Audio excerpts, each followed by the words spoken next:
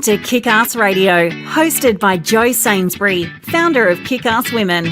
Join Jo over the next hour as she shares stories and conversations that are both inspiring and empowering. Having spent over 30 years in the corporate sector, Jo Sainsbury kicked off her heels and became a coal train driver working in the rail and mining industry. It has been her goal ever since to empower and support women who are considering a career change into an industry role, making the transition as smooth as possible. Jo is a walking, talking success story of how taking the plunge into industry can open up a world of opportunity.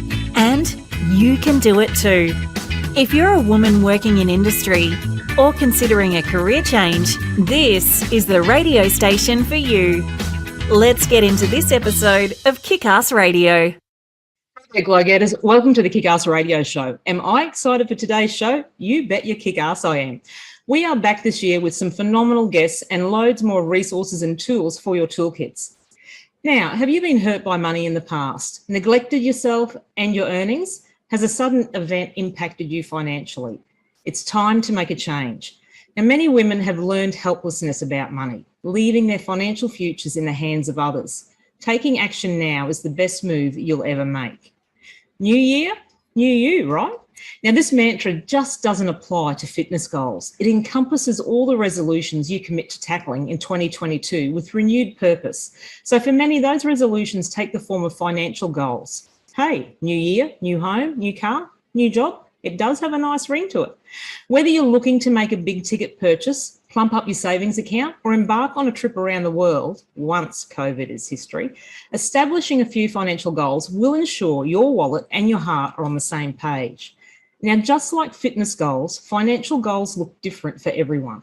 Establishing the goal is only step one, of course. Now, the real work begins once you have to make real-world decisions about how to spend, save, and replenish all that cash. It's the rise of the financially empowered female. Now, different people seek financial planners and advisors for different reasons. And given that individual circumstances differ, care should be taken to find a financial planner and advisor that fits your unique needs. Now, during your search for a financial planner, you may suddenly be faced with the dilemma of what questions to ask and what to look for. Stress no further. So let's get it right. You can't achieve your financial goals if you don't know where to start. And I want to see you take the reins on your life so you can steer towards those exciting goals ahead. And we all know addressing the money side of your life plans can often be overwhelming and uninspiring. However, it's only one of the most important things you will do for your future. The earlier you get on top of your finances, the bigger the impact it has long term. And today is the day to take charge. There's no better time than the beginning of a new year to reevaluate your financial habits and make changes. It may be challenging to know where to start. However, our guest today will be able to shed some light and steer us on the right course for our New Year financial resolutions. Our guest today is Janine Wilson. Janine began her investment career in her teens, starting with direct property and then progressing to equities in 2009. She began her planning career in 2010 after 20 years as an accountant. And she has founded Finesse Financial Advisors back in 2018, and now the Finesse Your Money brand followed in 2020. You are listening to the Kickass Radio Show Kickstart, where we talk about all things women working in non-traditional roles in varied male-dominated industries, and I tell you how it is. I'm your host, Jo Sainsbury, the Glow-getter. I hope we can keep you in good company over the coming hour. And a huge shout out to all the women working out on track and on site today all over the globe. Stay safe and have a fantastic day or night shift. And one last thing. This might also be a good time for a trigger warning that today's radio show may and does contain some adult language. Let's get into it. Hello, Janine, and welcome to Kickass Radio Show. Firstly, thank you for coming on the show and for sharing some of your valuable time with us today. I know you're super busy. It's the start of the new year, but I also know we're all going to enjoy your company and get some great welcomed advice. So let me just say that I really admire your passion and commitment to your financial career and what you're doing for women in the financial advice sector and the space and empowering women for their financial fitness. So thank you. Thanks, Jo. I'm really happy to be here too and talk about male-dominated industry. I don't know if you know much about financial services, but let me tell you, it's only fairly recently that women have really started to rise up in the industry. So it has, and it always was really a man's white collar world back in the day, wasn't it? That was it a typical absolutely was. office job for a man to pursue, not a woman. So kudos to you. So to kick things off, tell us a little about your own journey and your story and how you came to pursue and what made you choose a career in the finance sector. Oh, look, I think like most women, I've sort of meandered around in my career. You know, I didn't know what I didn't know when I was young. And to be honest, my first job out of school was a veterinary nurse. Oh, wow. That was something different. It was, and followed by lots of different clerical type of roles. And, you know, one of my bosses one day said to me, you know, what are you doing? You need to actually go and formalise your education. So I trotted off to uni to get my career going in accounting. And look, I loved it, but I was better with the computer side of things. So I switched over to information technology and that sort of thing for a while. But man, I couldn't compete with the young guys who just were sitting there gaming 24/7. I had a family and a household. And so, you know, I soon went back to accounting, and I was working for one of the big insurance companies, and they had a big financial planning arm. And I thought, you know, I really want to be working, making a difference in people's lives, because, you know, that's what I'm all about, changing people's lives, you know, with their permission, of course. And so I decided I wanted to move into a career in financial advice, and kind of the rest was history. I found a job where I could use my skills as an accountant, but really learn the ropes of financial advice. And that was sort of way back to 07, 08. And, you know, I just loved my career.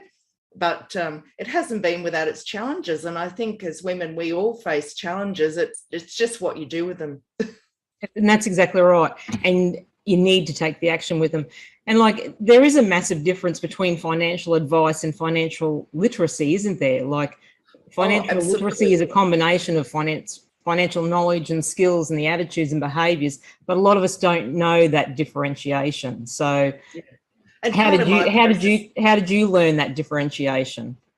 Well, look, part of my process in my day-to-day work is to really make sure that women understand what it is that they're getting themselves into in terms of putting together a plan.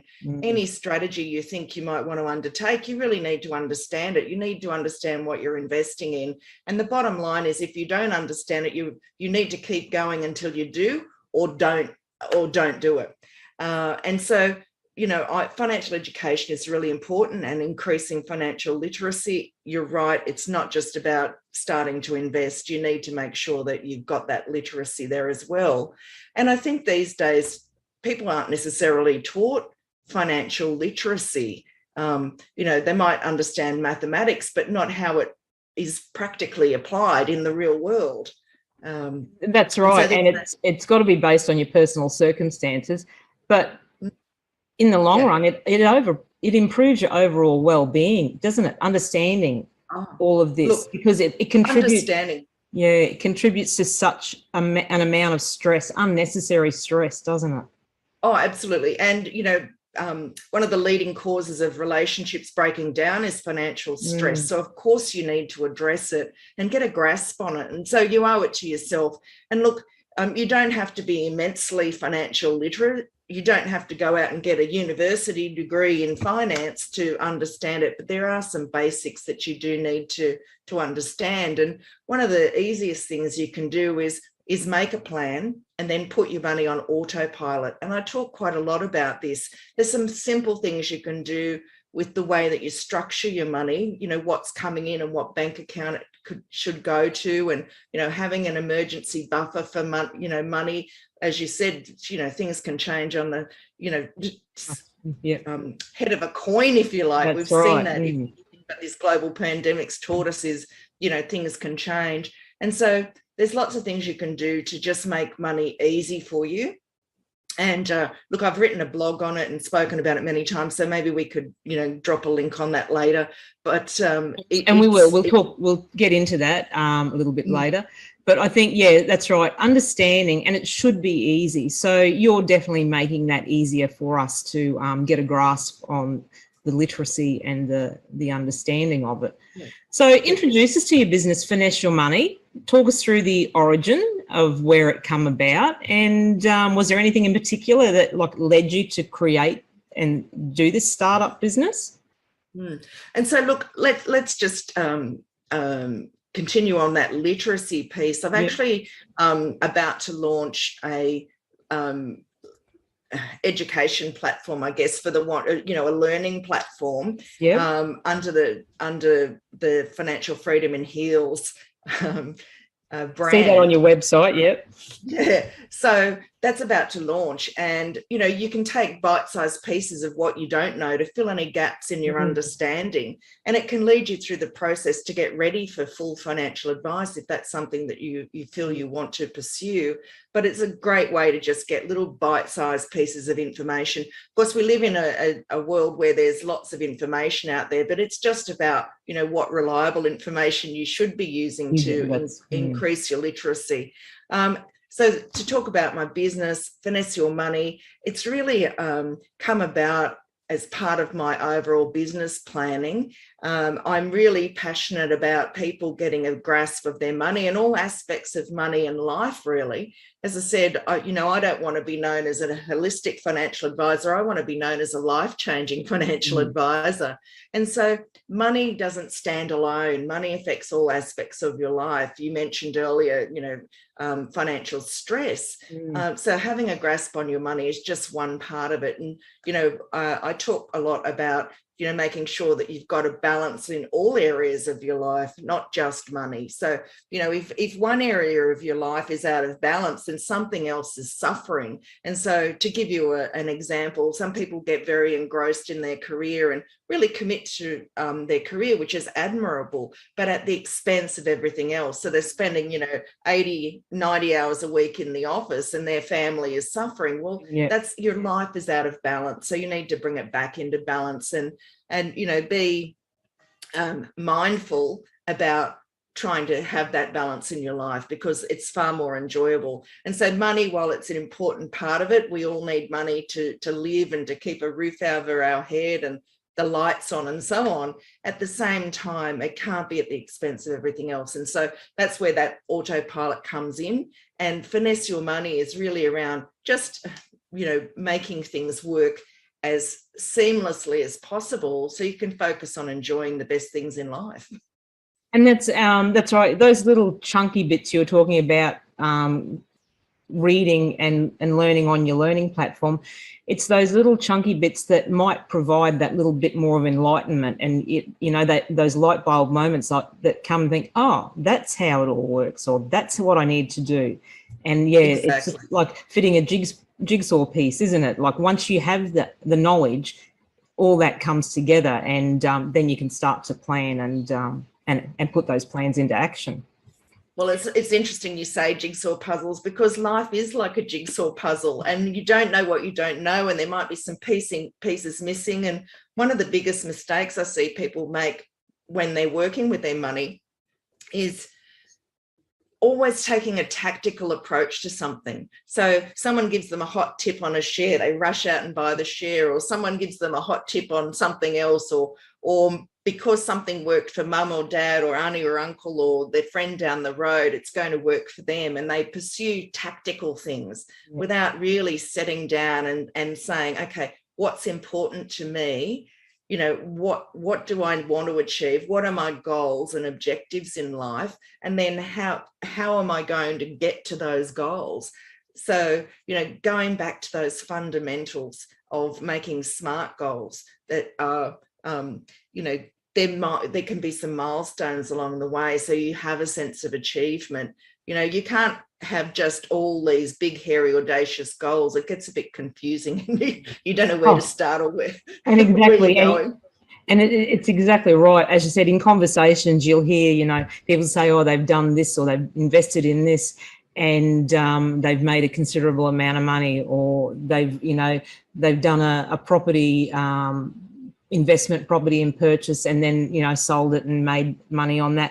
So it's not a fit for everyone. Everyone's circumstances are different, and what works for one doesn't necessarily and will not work for you. Now, I read an interesting statistic. The average net wealth of Australian women is now 89% of that of men. So with the rise of women as an economic force, and that's largely due to more women working, along with, you know, investing in property. So that was quite an interesting stat that I come across. And that in turn has fueled the growth in the female focus personal finance resources, like as what you're providing and what you said earlier, that more women are taking on this this sector and providing that knowledge. There is still an enormous economic gap, though, Jo. Oh, and, yes. We need to be conscious of that we still have some work to go, and certainly there are a lot of women who do struggle financially and do struggle with understanding money. And I say this quite a lot, that many women are great with the day-to-day and week-to-week, month-to-month of maybe household budgeting, but when it comes to the really big decisions that are going to make big differences in their lives, such as investing, they're quite fearful or far more conservative than men.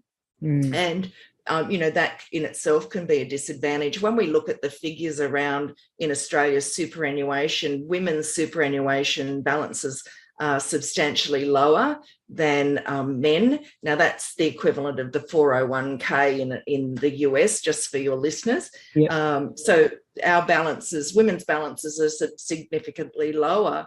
And at the same time, women are living longer. And so you can understand that you're basically working yourself into the poorhouse, because you know, you're going to live longer. Even if you have the same amount of money, you can only, you know, spend or invest less, because, you know, you've got to provide for far more years. And, you know, on average, I think it's something like 8 years. Don't hold me to that. But that's I was going to say, we'll probably talk a bit more about that a little later on, because I actually had that as a question to ask you about the longevity, and because of, you know, women are living longer than men. So we'll talk a bit more about that a little further on. And I want to say, like, you've taken the hard work out of us finding this information for us, like, because your website, you've curated a website of, you know, your learning platform, books and your podcasts. So that can help us up our money game. Definitely. It's absolutely. It will definitely be a website that every lady will need to direct their fingers in tapping onto. And I just, before we move on, Jo, I just wanted to say, under the Finesse Your Money World website, I'm just about to add another tile, to be honest, because I'm just launching a new sort of do-it-yourself where you can go in and actually check how you're tracking. So you can put in quite simply, you know, what your assets, what your debts are, you know, what your commitments are, what your goals are. If you want to buy a house or a car or a savings goal or travel goal, whatever that is, and you can actually see whether you're on track or off track for it. And then you can make some really informed decisions about what you do next. And so that's coming. I'm really excited about that in the next month. And I'm excited for that, because a DIY, it's not until you put everything down on paper that you realize how much money you waste on crap, isn't it? Like, it's, I know when I did this, like, about 8 years ago, it was absolutely phenomenal. I'd buy 3 magazines a week. I couldn't miss out on buying these magazines. So when I added up that for the year, that just blew my mind to start with. Then for all the other little bits and pieces you do. So, and now I don't even read those magazines. I don't even worry about them. You know, I find I'm occupying my time with better and more viable activities. But when you put all those expenses down on, and when you see where you spend your money, it's an absolute mind-blowing experience, and it actually jerks you into line. I think it's like, wow, this is how much money can I save? And when you actually do it, when you put that plan into place and you see, like, 12 months time, you see how much money extra that you've got in your savings, it's like, holy shit. I would challenge every woman to set aside an hour or two. It doesn't have to take, you know, days or weeks or months, an hour or two and sit down and actually look through their bank statement and add up how much they spent on coffee and cakes or lunches at work, or take away food because they thought it was easier than preparing a nutritious meal at home, or, you know, cigarettes. My husband had to buy cigarettes for someone when we were away. We were doing a run to the shop, you know, on holidays a few weeks ago. I think it was $70 or $75 for a packet phenomenal, of cigarettes. isn't it? Yep. I had no idea. And I thought, what about people who smoke a packet of cigarettes a day? Where is that? Like the leakage out of your money system is huge, and all it takes is to actually have a look at it, and as you say, it just will immediately jerk you to reality. It'll floor some people. I know I got floored. I was like, holy shit, that can't be right. And like, you'll do it all again, and it might come back worse the second time. It's like, so it is, but it's a great exercise to do, and it's a great starting point. So yes, definitely we'll follow that up when you get that DIY tracker online, because it is it will be enlightening. It's a scary thing, but you've got to do it. It'll scare the pants off you. It will. So we'll get back on to talking about longer life expectancy. So it's remarkable, but clearly not without its challenges. So we're talking about from the financial advisory profession that you come from. So what does the longevity revolution imply for the financial future of women? Like, we're behind. We've always been behind, particularly in our superannuation funds and in our savings, you know, personal savings, and how we meagerly manage our money. So what do you think the future holds for women and their financial independence? Look, I think we are becoming more aware, and I think that, you know, as more women rise up in their occupations. I mean, when you have a look at it, cast your mind back, you know, throughout my career working for other people, I was getting paid less from my immediate colleagues sitting next to me doing exactly the same job.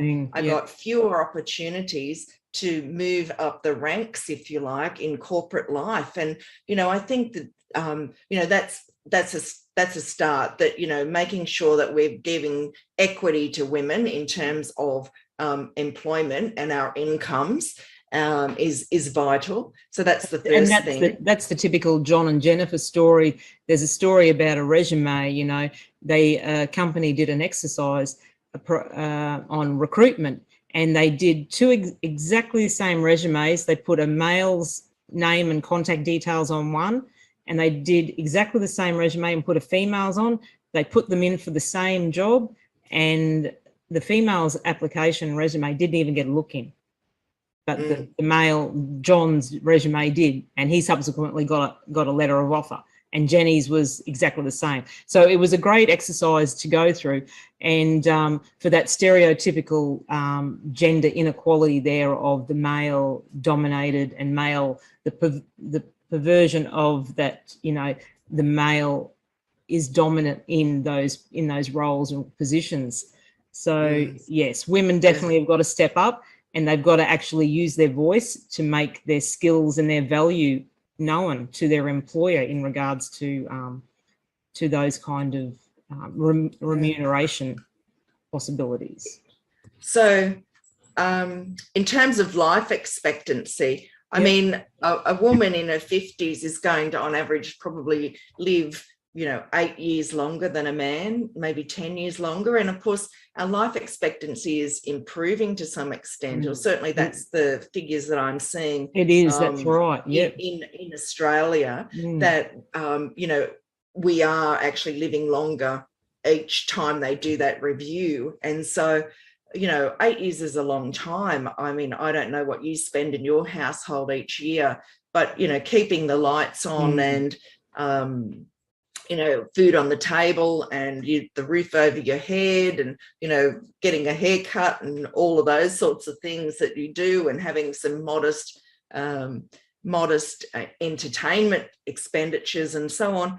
In Australia, you probably, you know, the government comes out and says it's 35 grand, but I disagree with that. I think it's probably more like 50,000. I don't want to make a front of mind decision if I can meet my girlfriend for a coffee and have a cake with it if I felt like it on a Wednesday. And that's right. And you can't cut everything off. You've still got to allow for those little treats. It's just not in excess.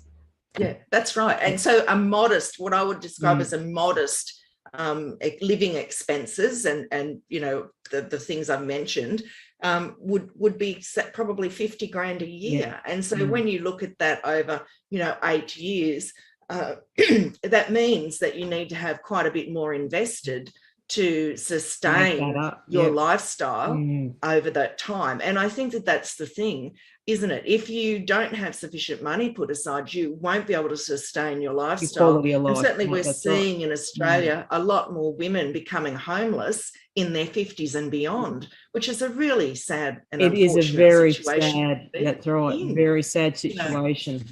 And so, as I said, I'd urge people to really plan for their future and build in some emergency money. I always call it an emergency buffer, call it what it is. In my own household this year, my husband had a workplace accident and he was off work. Well, he's been off work since March last year, 2021, and is returning to work soon. But basically, whether you've got a salary continuance insurance or you're on workers' compensation or income protection type of cover, you're really only going to get 75% of your pre-injury or situation. The words escaped me.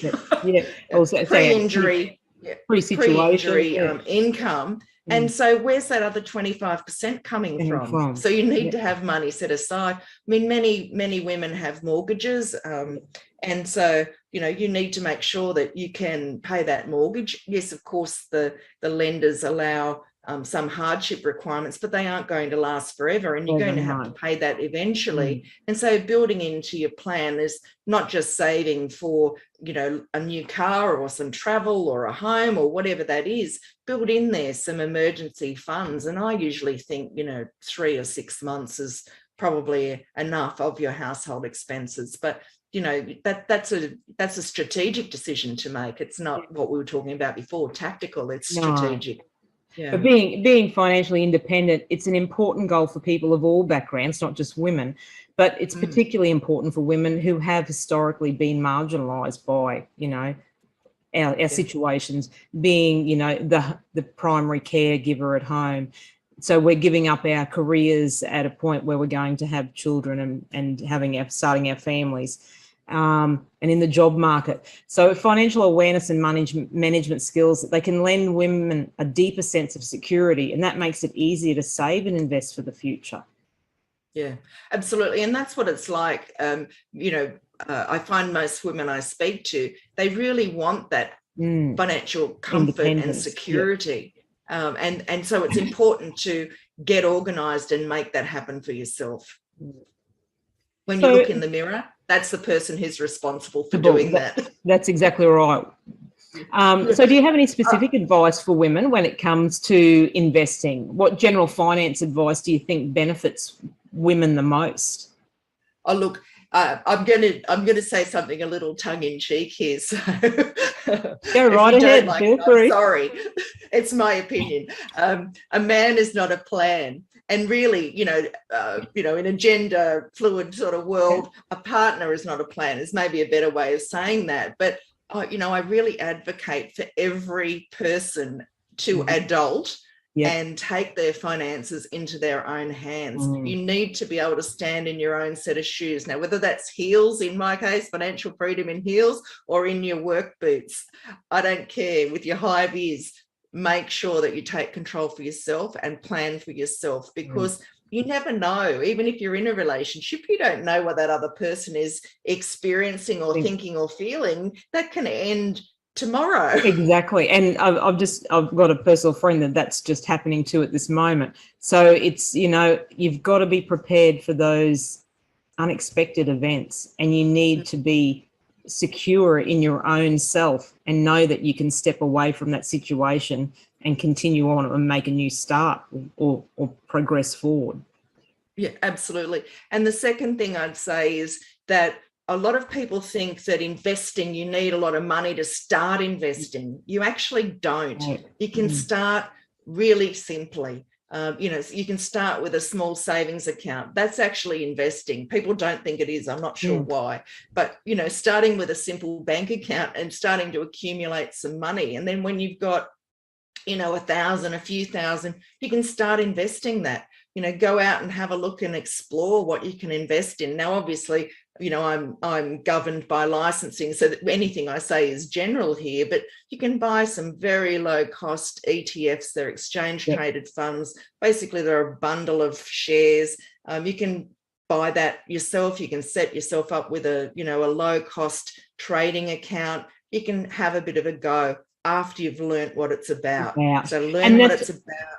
It is. Put a little bit of money on the line. Don't go boots in. Just have some fun money. I always say, if you're going to do that, 5% of what you got's probably enough to learn. You're not putting the house on the line. Yeah, it's that additional money that you're spending on coffee and cakes and your once a week meet up with your friends. Well, that might have to be once a fortnight meet up, but that little bit of investing certainly goes a long way. And I know I participate in it's a mobile app, and it rounds up my purchases. Yes. And it banks that roundup into a savings account, an investment account. And I think it's the greatest little tool, and you'd be surprised at how much that has grown over 12 months. So from rounding up a purchase I bought for $28.45, so that 55 cents goes into that account. And it's unbelievable how those little roundups can add up. So little tools like that and those little bits of savings definitely makes a difference. And that's the little chunky bit that you learn about and that you progress from, and that turns into a bigger investment then, doesn't it?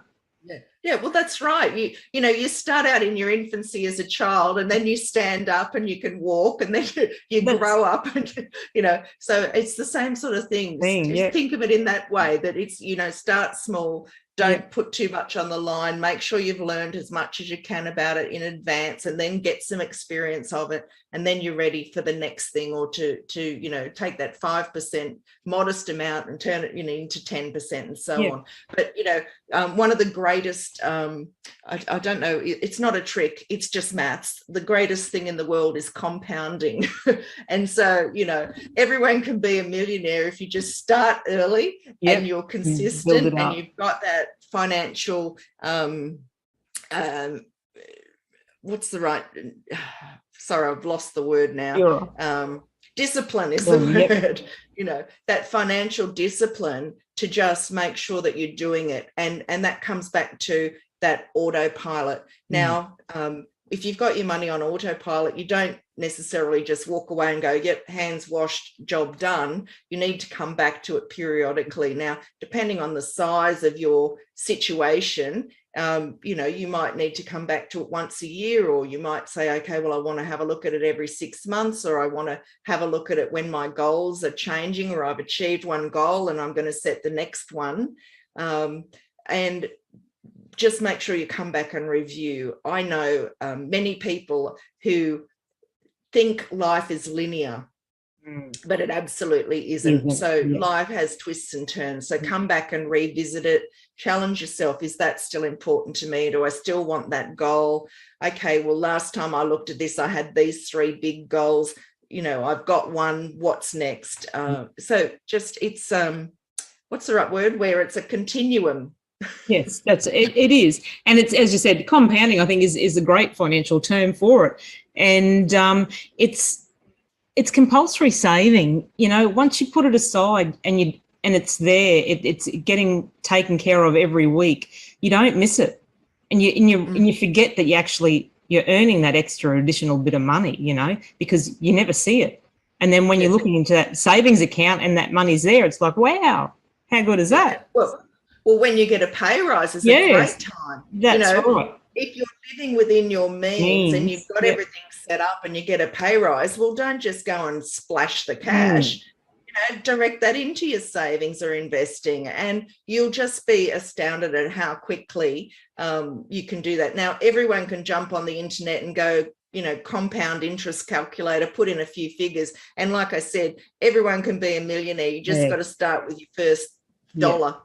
And that's right. And women tend to know more about managing their finances than they think. Like you said earlier on, we manage the household budget, we pay the bills. So there is the savviness there. They just need to expand on it.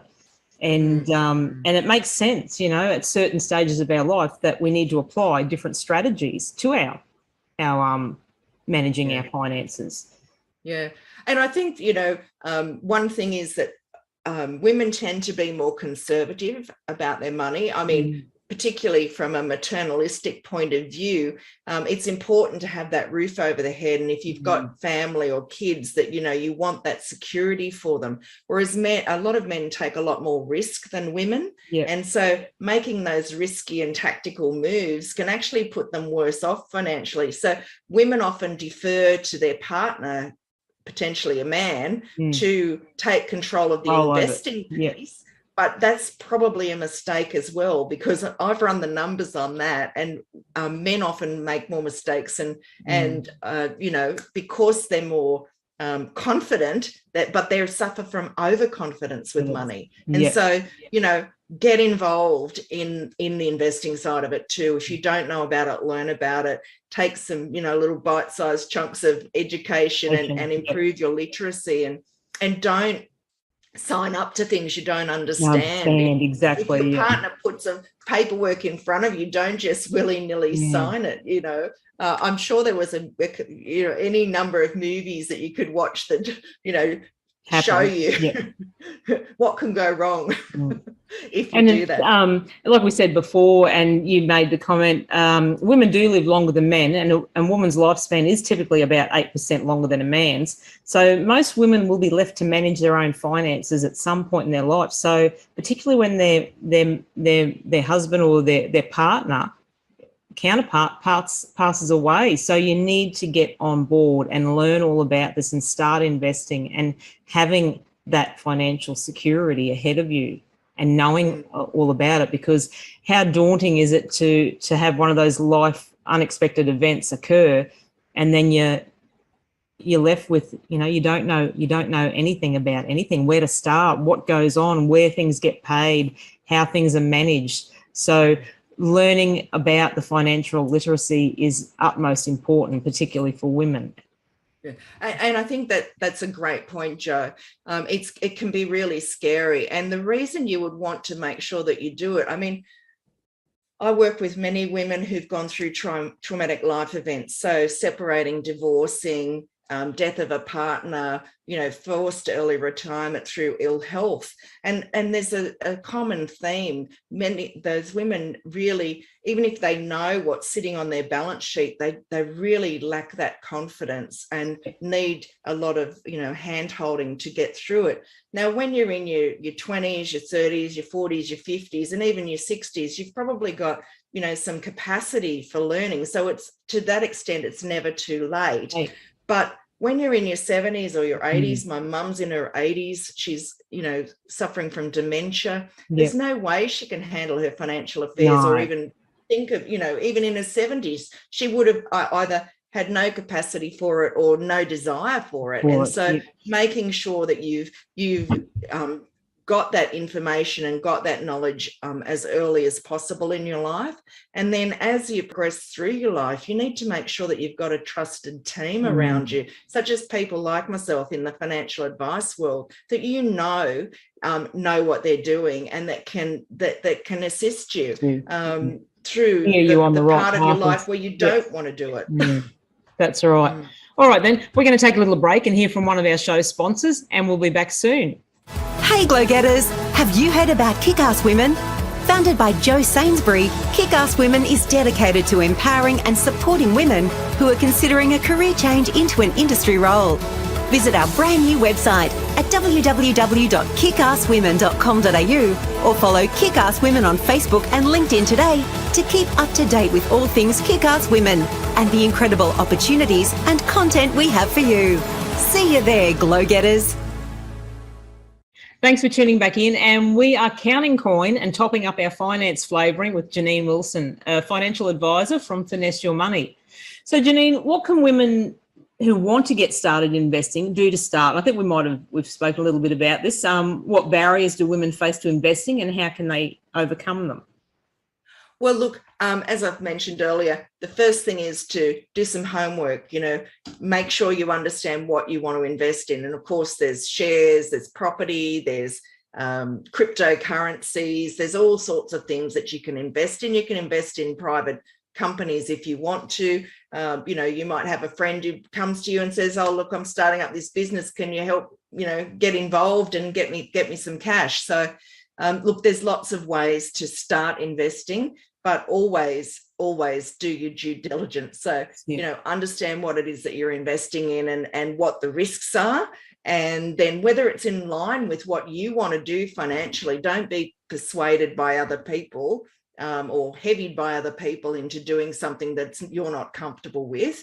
So then decide on how much you can afford to invest. And, if that then flows into the risk side of things. If I invest $10,000, can I afford to lose $10,000 if I get no return? If I invest $100,000, can I afford to lose $100,000 in this?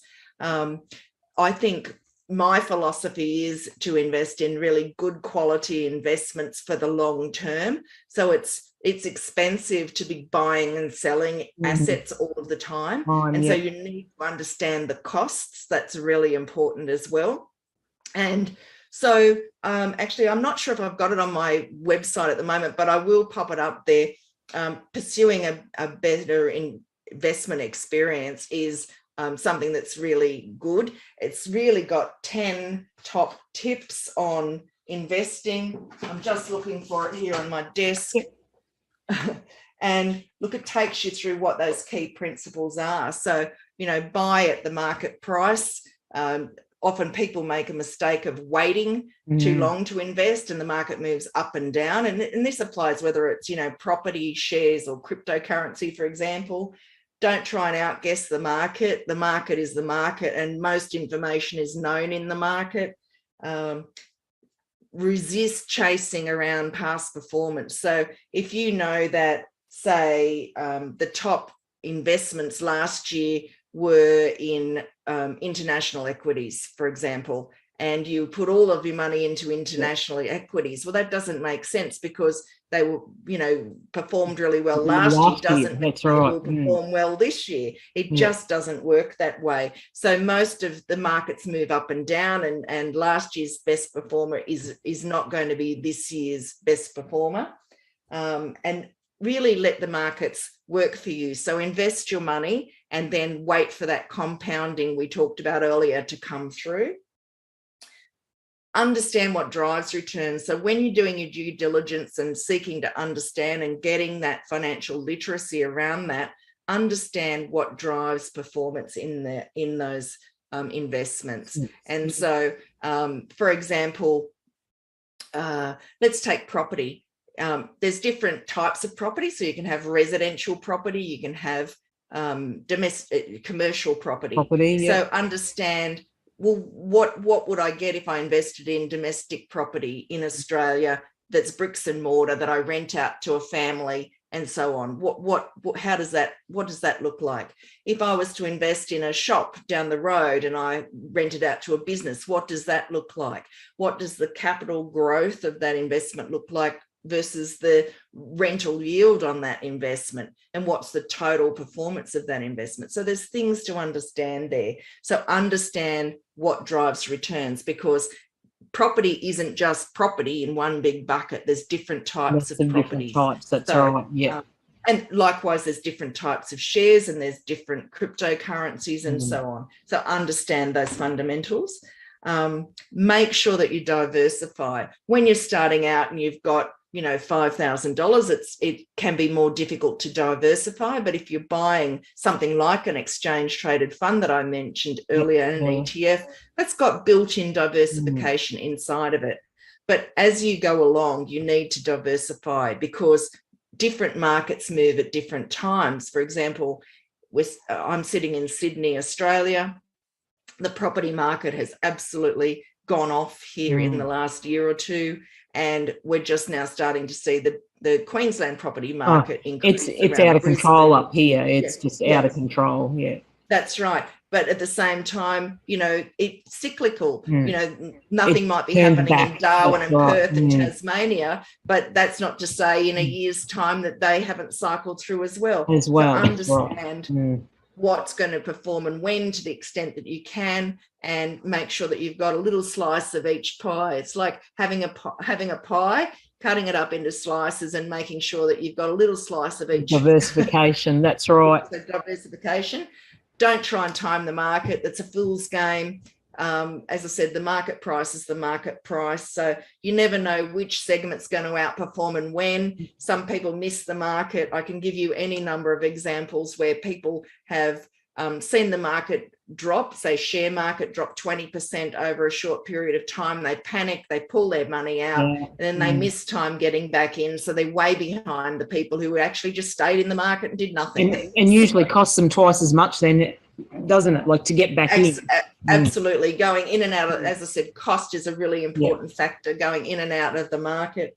Manage your emotions. This is one of the really big ones. As I said, I see people panic all of the time. And so you need to just hold your mettle, get good advice. That's part of my job. Clients that work with me on an ongoing basis, if they're worrying about something, the market movements, they're just giving me a call. And it's part of the education process that they then understand, well, this is what you can expect. Share markets can fall 20 or 30% in a short period of time. What should I do about it? That's part of the education. And just learn to write it out. Hey, learn to write it out. Absolutely. Have that confidence in yourself and your knowledge that this is expected. This is an expected time. Yep. We need to write it out, and we will see the results after the wave comes in. Yeah. Yeah. And that's I do risk assessments with people, and so what can they what do they know and understand about investing? How comfortable are they with investing? What would they emotionally do if investments rose or fell? And so we get to a point where we understand this is kind of your risk profile, if you like. Yep. And if you're going to invest in this way, what you should expect is X amount of returns over the long term, and you might see the market, fall dramatically every 5 years. Or I might be saying, for a 6% return, you might see the market rise and fall substantially every 5 years. But at the same time, if you wanted an 8 or a 9% return, well, you're going to see the market rise and fall substantially every year. Yeah. And so people then understand, well, what are the trade-offs? So that's a really important. So managing your, I mentioned earlier, being overly confident, that's just as big a problem as being, fearful. Yeah. And so manage your optimism, elation, nervousness, fear, and, just anxiety. Yeah. quality investments long term. And look beyond the headlines. Look, nobody's selling newspapers or running a news broadcast if there's nothing to talk about. So they deal with what's going on. A 1 or 2% fall on the share market today isn't anything to be nervous about. A 20% fall, yes, absolutely, I want to know about it, but it doesn't mean I'm going to rush off and take my money out of the market. That's right. Okay, so setting financial goals and understanding short, medium and long-term money strategies, they can result in a lifelong safety net. So we need to build financial independence and wealth, and it's important to start investing and budgeting and saving and planning for our retirement and for our quality of life that we want to continue. Yeah, absolutely. And so really the bottom line is focus on what you can control. Yep, that's it. Yep. That sounds great. So, and we've talked a little bit earlier about some of the products and services Finesse Your Money offers. So just if you want to run through those again. Oh, look, so I offer a full suite of financial advisory services. And so that includes investing and superannuation. If people want to buy their first home or learn how to budget and save money for that first home, for example. So a full range of services. And then on top of that, I have the other aspects like the learning platform, that do-it-yourself area that's coming in the next month, where you can jump in and have a look at, what goals are reasonable for me, and, what can I do to change up my situation with money. I've also got a couple of different scorecards that people can come along and do. And that's available in my Finesse Your Money hub. Select the appropriate tile, and that'll take you off to a scorecard. And I mentioned earlier about, having money out of balance with the rest of your life. And so that scorecard is, called the Bright Happy Future scorecard. So people can do that and see how they're traveling and tracking in all areas of their life. And that can help identify areas where they need to bring it back into balance. I also have a great tool. And another, off the back of that, you can then do other things, get some education where you think there's some gaps and so on. I also have a tool for people who maybe have a side hustle or a small business or an entrepreneur. And that really is looking at, well, how are you tracking within that business? And it is aimed at sort of small to medium businesses. People have a look and see how you're tracking in that business. And again, you can then get some support in the appropriate areas. Obviously got the books there. We'll talk a little bit about that next, actually. Yeah. Unlock Your Feminescence Code is a co-authored book. I've got another one coming out under the same Feminescence brand, Embrace Your Feminescence. That's out, I think, next month. And I have my own book in the pipeline. It's been coming for a little while. So, if you've been waiting for it, you know me, and you've been waiting for it, I apologize. I see that on the website, pre-order. Well, let's get on to your books then. Yes, you are a co-author in Unlock Your Feminescence Code. And how did you come about to putting pen to paper?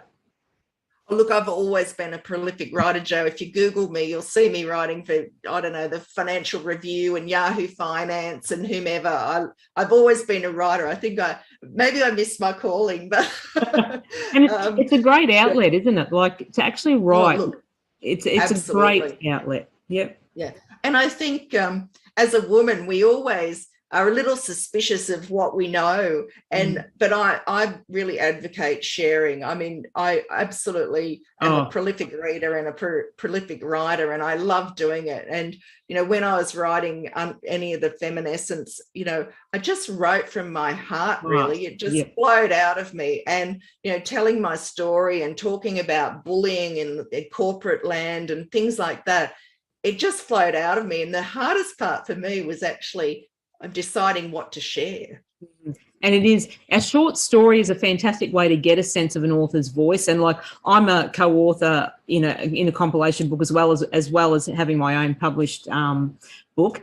But it can be more challenging to create a compelling narrative in a short form than within the span of a whole book. And I know that. And I hate it when I'm bound by a word count. It really frustrates me, because I just want to keep rabbling on. And it frustrates me to the hilt if I'm bound by a word count. 873 words, Jo, that's it. And I'm like, no, I can't compress it to 873. It's funny you say that, because in the finance world, I get invited to write all of the time, and it's 200 or 400 words, and you've got to talk about a big topic. I know, it's like, no, I can't. But I always ask people, have you ever wondered what it would be like to be a writer? And everyone's one of those people. If you've never considered writing a book before, like, everyone's got a wealth of experience in their interests and ideas, what they've accumulated through their lifetime, that others can benefit from. So it's always worthwhile to think about, I'm a big journaler. I write lots of things, and I'm like you. I love writing. I love putting it pen to paper and expressing and sharing. It's such a wonderful experience, and there's always one person around the world that will benefit from your shares. So it's definitely a well worth exercise to follow up on. And it's, sorry. I was going to say, even if it's just for your own family. Yeah, I mean, that's I mentioned earlier, my mum and dad are both still here with us, thankfully. And, I just, there's such, when they pass, there's such knowledge that will go with them. And so even if it's just talking to your parents and getting them to share their story and documenting it, or share your own story if you've had some life experiences, even if it's just within your own family as a legacy, it's still a beautiful thing to do. It is. And sometimes that's where it comes from, talking to others who are creative to get ideas about what gets their creativity going. So inspiration's everywhere. It's from your favorite writers to when you go on your morning walk, looking around at nature, you get truly inspired by that. You just need to open your eyes and breathe it all in and then put it down on paper. So now you talked about another new book coming out. So any other projects, or what's your next project that you're working on? Oh, look, I'm deeply immersed in the project I mentioned earlier. So I have the book coming out, Live Well After Divorce, and that's really a sort of how-to guide to rebuild your life and your money.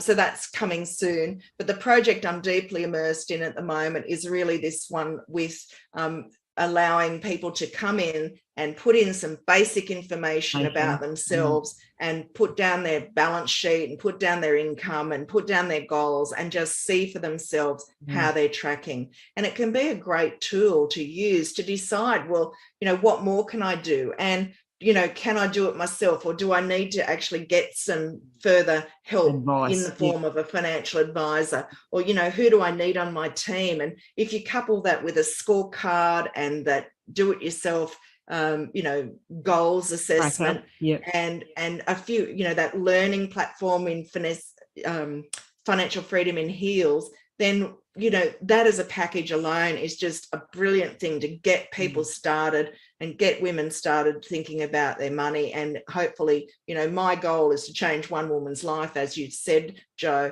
It can make an enormous difference. But, definitely, those tools, making them readily available. I mean, realistically, I said to someone the other day, I'd really like to reach 100,000 women this year. That would be my goal. That would be phenomenal. And to see them on the right track financially. So, that's a big, hairy, audacious goal. I'd love to say it's 1 million. It's not unattainable. Like, women listening to podcasts like these, or radio shows like these, it's as we said, that little chunk of information to kickstart you off, and that enlightenment, and then it grows. Your appetite for more, it grows from there. So it's a great concept and a great goal to have.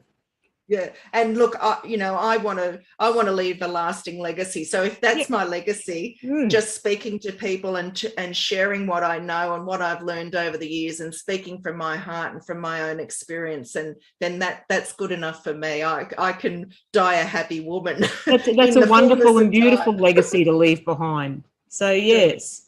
So lastly, do you have any special offers that you'd like to share with the listeners? Look, thank you for this opportunity to do that. So there is a gift certificate available on finesseyourmoney.world. That's my website, finesseyourmoney.world. Jump in there, grab a gift certificate. You'll be able to then book in a 20-minute phone call with me. I can answer any questions you've got about your finances. So that's a great opportunity. But finesseyourmoney.world, it's also the hub of all of the things that I'm doing in terms of Financial Freedom in Heels, the learning and education platform. It's the hub to get my books. It's the hub to access my podcast. Actually, yes, I meant to ask you about the podcast. I've seen that Finesse Your Money on your website. So how often do you do the podcast?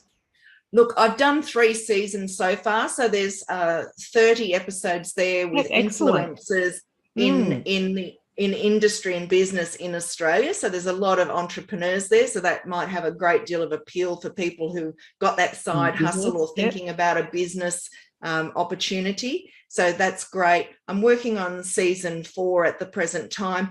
Typically, I put a season out each 6 months. I've just fallen a little bit behind. And so it's bloody hard work, though, isn't it? It's a lot of hard work. Yeah. Yeah, and look, looking at your Kickass radio show, Jo, you've inspired me. I'd actually love to be putting out an episode every week. Yep. I'm just not sure. I'm building my team substantially. So as soon as I've freed up some more of my time, I will actually aim to do that. But at this stage, I'm putting out a season of 10 episodes at a time. And it's each 6 months. If I can change that over the course of 2022, I'm going to tick that off as the big, hairy, audacious goal. Well, we wish you all the best of luck. Okay, listeners, Janine and her team, they can show you how to get the financial results you want. So to recap, they create plans, programs, and portfolios to meet women's financial goals. If you have any questions about investments, your taxes, retirement, protecting your family and future and/or planning, you can access Finesse Your Money's do-it-yourself options, like Janine has said. Head to the website, finesseyourmoney.world, and Janine and her team would be more than glad to assist you. So Finesse Your Money services include financial and investment planning and, of course, the financial literacy resources, like we said. So thank you, Janine. It's been a great conversation, one that has certainly enlightened me again today, and I know it would have enlightened a lot of the listeners. We'll put all your links up in the show notes for anyone wanting to reach out to Janine. And if you wish to reach out to Janine via her website or social media, head to finesseyourmoney.world. And we wish you all the best. Take care, especially with your health, Janine, and stay safe. And we look forward to catching up with you a little later on the year, and we'll find out how it's all come together and how those audacious goals are tracking. Thanks so much, Jo. It's been wonderful speaking to you, and I hope your listeners get a lot out of it today. I'm sure they will, Janine. So thank you. All right then, listeners, we'll take a short break and listen to one of the other show's sponsors, and we'll come back to round it out. Hi, Glow Getters. We're Brenjo's Earth Moving, a professional earth-moving business specialising in a range of infrastructure works across a variety of industries, located in Mackay, Queensland. Here at Brenjo's, we're a family-owned company backed by an incredible team. We've seen firsthand the incredible benefits that come from promoting and supporting a diverse workplace. We're so proud to be sponsoring Kickass Radio and Kickass Women's Mission to support women entering into non-traditional roles and careers. Well, that's it, guys. I do hope you enjoyed our show and our guest, Janine Wilson. A very special big thank you to Janine for sharing with us so much of this newfound and invaluable information. And I hope that it gives you definitely something to think about and action over the weekend. Address and manage your financial independence. Financial well-being is central to our overall well-being. It affects the lives we lead and the choices we're able to make. For women, financial well-being can be more challenging to achieve than for men. They are structural and systemic issues to contend with, like the gender wage gap and a superannuation system that provides greater benefits to full-time workers who don't take parental or carers leave. As we strive towards a more equal and inclusive society, women's long-term financial well-being can benefit enormously from women engaging with their finances. So we've defined financial well-being as having the ability to meet your financial obligations, such as bills and expenses, having the freedom to make choices to enjoy life, such as eating out or taking holidays, having control of your finances, and having financial security both now and in the future, including being prepared for unexpected events. Conversations about money can be difficult, as money is a taboo and an emotional topic for many people, but we need to talk. There are many reasons women might not feel comfortable discussing money, including embarrassment, shame, lack of confidence, and cultural factors, and a desire to avoid conflict. Despite this, the ability to talk about money is an important foundational skill to support your financial well-being. Being able to talk about money confidently can help you to raise complaints with service providers and businesses, find important information, negotiate for better deals, and avoid conflicts and misunderstandings in relationships. Good conversations about money can support your financial well-being throughout your life. As always, I really appreciate you guys giving me your time to listen to this radio show. You can find more information on this episode and Janine Wilson in the show notes or on my social media pages. Be sure to tune in again next week where we're getting to know a little bit more about another kick-ass woman making waves. So reach out to me and follow me on my social media pages, Kickass Women or Joe Sainsbury, and show your love for the radio show. Leave a review and or subscribe to the podcast. So it's not goodbye, but see you later. Thanks for giving me your time today and keep in touch. Poscoms, go on, get your glow on. We'll catch you next week. Thanks for tuning in to another episode of Kickass Radio, where we kick goals and deliver empowering conversations for women. Want to hear more from Kickass Women and Joe Sainsbury? Visit the Kickass Women website or follow Kickass Women on Facebook, LinkedIn and Instagram. See you on the next episode of Kickass Radio.